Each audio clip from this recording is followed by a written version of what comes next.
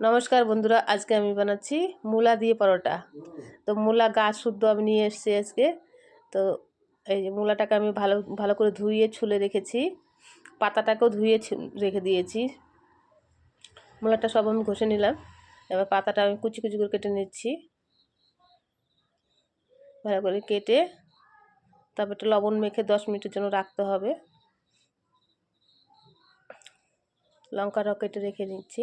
তো লঙ্কাটা আমি ভালো করে কাটিনি, বড় বড় হয়ে গেছিলো, কাটতে পারছিলাম না, তাই লবণ মেখে টেকে রেখে দিলাম।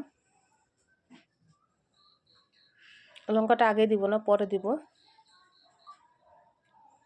তো 10 মিনিট হয়ে গেছে, এটাকে আমি এখন চিপে নিচ্ছি ভালো করে। জল অনেক বেরিয়েছিল, জল আমি ওদিকে ফেলে দিয়েছি। তো মূলার পরোটা খেতে খুব টেস্ট হয়, এটা বানিয়ে খেয়ে দেখবেন কেমন লাগে। আমার কাছে তো খুব ভালো লাগে, আলুর থেকেও ভালো লাগে মূলার পরোটা।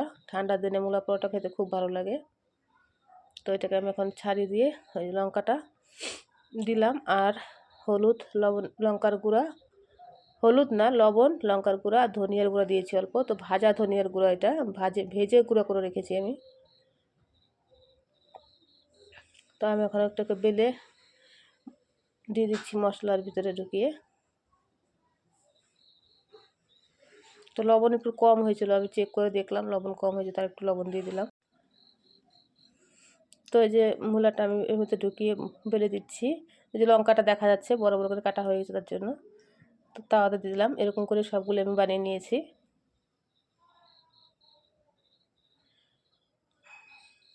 সবগুলি পরোটা এরকম করে আমার রেডি হয়ে গেছে। তো বেশি টাইম লাগেনি, তাড়াতাড়ি হয়ে গেছে।